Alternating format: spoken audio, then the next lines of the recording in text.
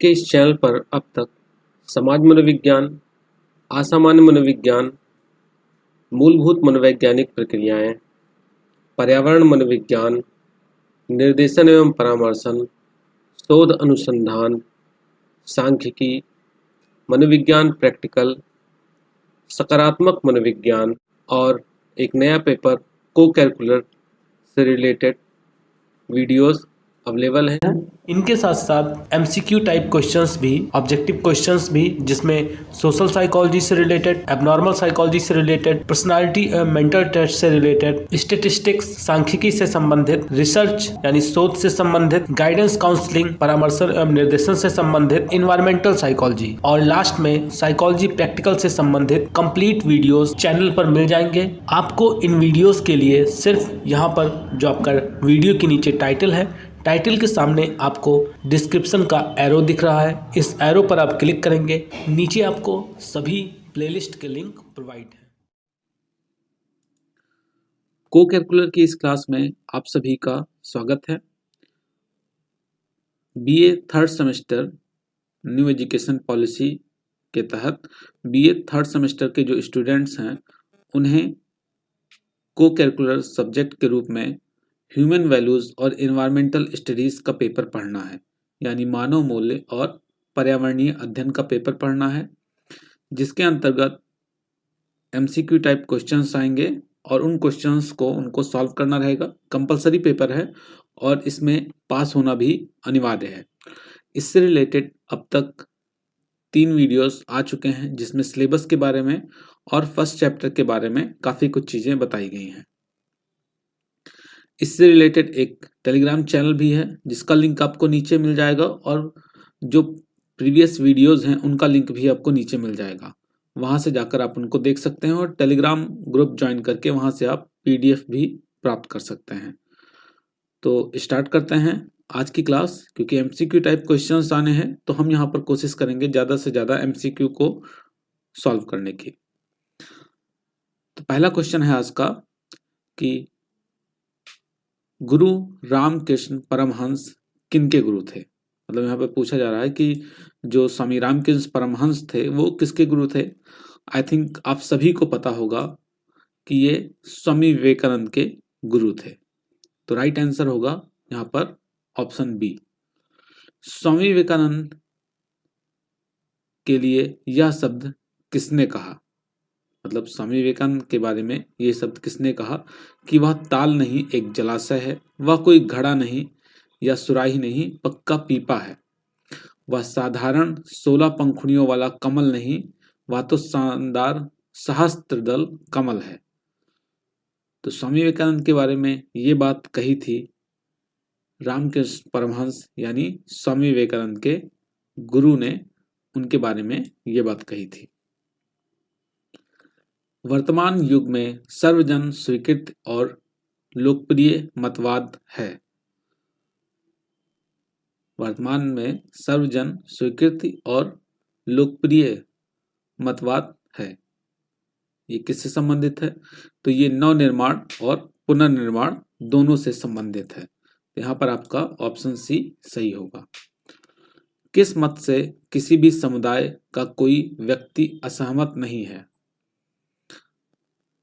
किस मत से किसी भी समुदाय का कोई व्यक्ति असहमत नहीं है? तो राष्ट्र निर्माण और नए भारत के निर्माण, इन दोनों ही बातों से कोई भी समुदाय असंतुष्ट नहीं है। तो आपका ऑप्शन सी यहाँ पर सही होगा, उपयुक्त दोनों। राष्ट्र का पुनर्निर्माण कब तक नहीं हो सकता? तो राष्ट्र का पुनर्निर्माण कब तक नहीं हो सकता? जब तक नागरिकों का चरित्र निर्माण नहीं होता, जब तक नागरिकों का मत एक ना हो, जब तक नागरिकों की विचारधारा एक दिशा में ना हो, और उपयुक्त सभी। तो आप सभी को पता होगा कि यहाँ पर जो उपयुक्त सभी है वो यहाँ पर सही होगा। नेक्स्ट क्वेश्चन की बात करें तो पूछा गया है कि किस गौरवशाली राष्ट्र का निर्माण करना, किसी गौरवशाली राष्ट्र का निर्माण करना है तो उसकी चट्टानी नींव केवल देश के नागरिकों के डैश डैश से ही प्राप्त हो सकती है। किससे प्राप्त हो सकती है? तो ये प्राप्त हो सकती है देश के नागरिकों के व्यक्तिगत चरित्र निर्माण से। तो आपका यहाँ पर जो ऑप्शन सी है वो सही होगा।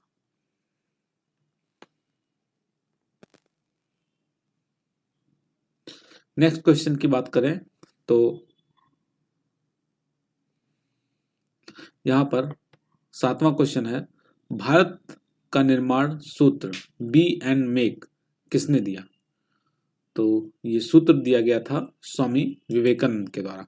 तो आपका ऑप्शन बी सही होगा यहाँ पर। अगला क्वेश्चन, उत्तम चरित्र मनुष्य को कौन सा गुण देता है? तो उत्तम चरित्र मनुष्य को स्वयं तथा दूसरों के साथ कैसा व्यवहार करें, पवित्रता और नैतिकता, ये सभी गुण देता है। यानी एक बार फिर से आपका उपयुक्त सभी सही होगा। सभी सामाजिक और राजनीतिक व्यवस्थाएं उससे जुड़े मनुष्यों के सदाचार और सच्चरित्रता के ऊपर ही निर्भर करती हैं। यह किसका कथन है?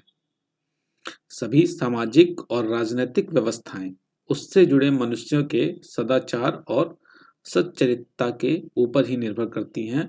ये कथन है स्वामी विवेकानंद का।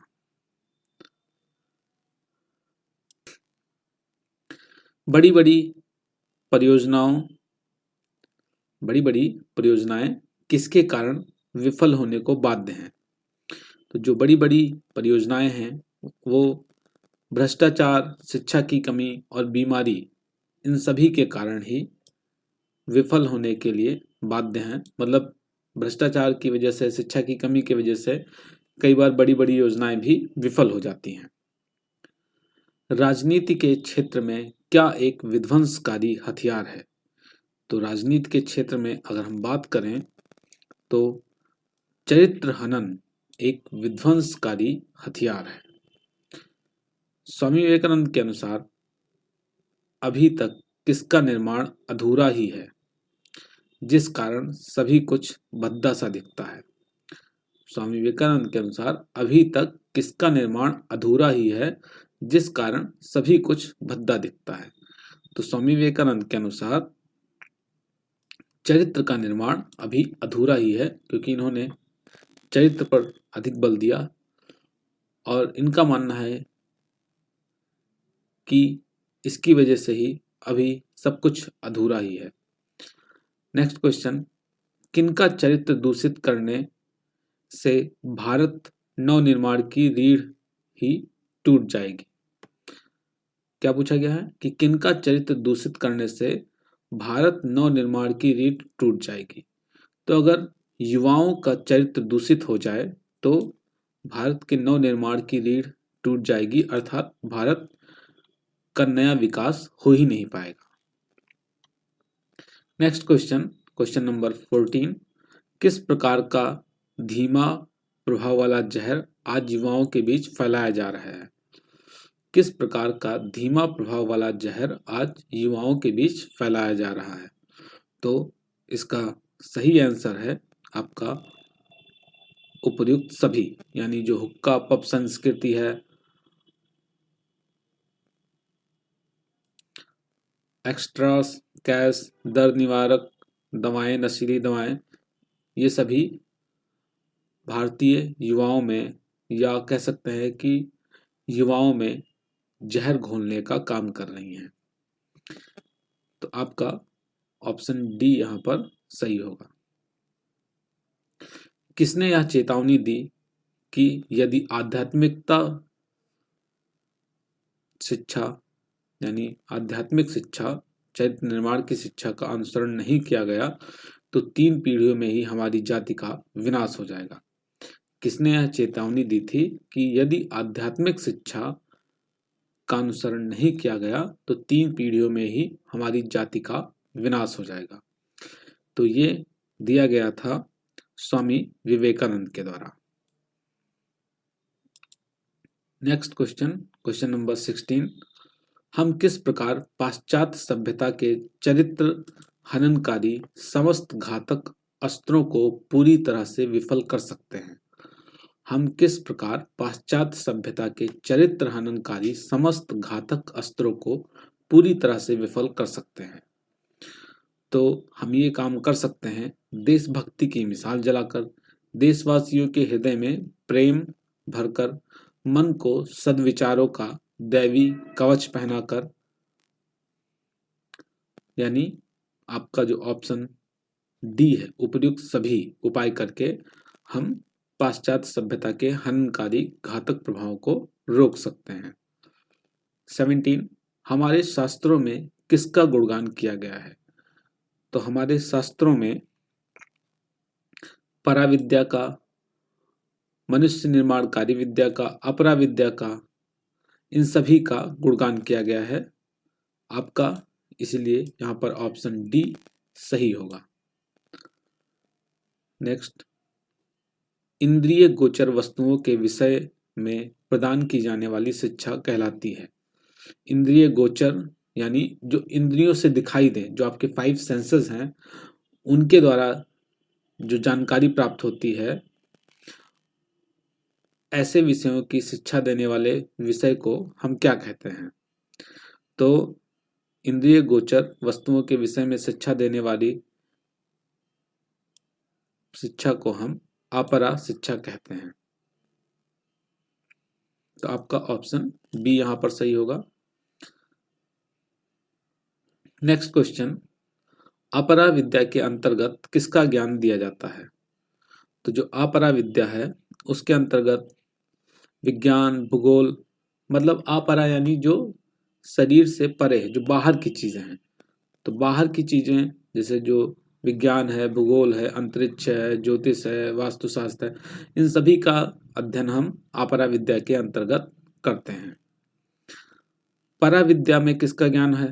तो पराविद्या में आत्मा के ज्ञान। परा मतलब आपके अंदर से रिलेटेड, अपरा यानी आपके बाहर से रिलेटेड। तो अपरा में आपने देखा कि उपयुक्त सभी आए, जैसे विज्ञान, भूगोल, अंतरिक्ष, ज्योतिष, वास्तुशास्त्र, तो इसलिए यहाँ पर उपयुक्त सभी का ऑप्शन सही टिक हुआ। पराविद्या की बात की गई तो पराविद्या यानी आपकी अपनी आत्मा से संबंधित, तो यहाँ पर आपका ऑप्शन ए आत्मा सही होगा।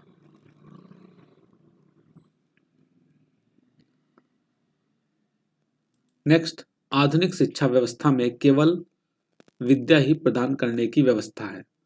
तो अगर हम देखें तो आधुनिक शिक्षा व्यवस्था में आजकल की जो शिक्षा पद्धति है उसमें किसकी बात की जाती है? उसमें ज्यादातर अपरा मतलब शरीर के बाहर जो चीजें हैं उन्हीं पे ज्यादा फोकस किया जा रहा है। साइंस पे, ज्योग्राफी पे, या जो एस्ट्रोनॉट के नॉलेज हैं, इन सब चीजों पर ज्यादा फोकस किया जा रहा है और व्यक्ति के अंदर उसकी आत्मा से संबंधित ज्ञान के बारे में उतना ध्यान नहीं दिया जा रहा है।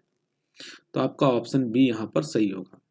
नेक्स्ट क्वेश्चन, कौन सा अवतार ही मानवता के श्रेष्ठतम आचार्य और पथ प्रदर्शक या नेता हैं?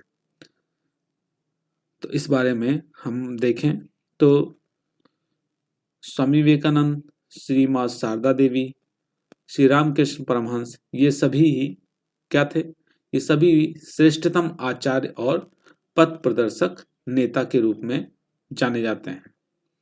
तो आपका ऑप्शन डी यहाँ पर सही होगा। आप इन दोनों के बारे में तो जानते होंगे, स्वामी विवेकानंद और श्री रामकृष्ण परमहंस, लेकिन श्री मां शारदा देवी के बारे में हो सकता है आप ना जानते हो। तो ये स्वामी रामकृष्ण परमहंस की वाइफ थी, इनकी पत्नी थी।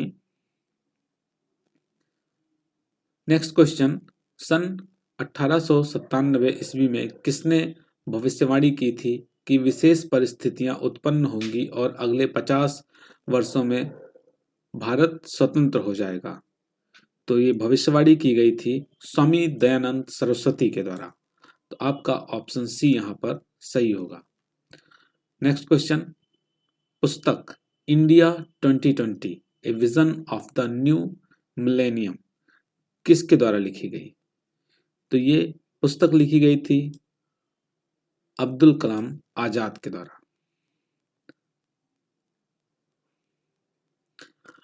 नेक्स्ट क्वेश्चन, बच्चों के चरित्र निर्माण में किसका योगदान सर्वश्रेष्ठ होता है?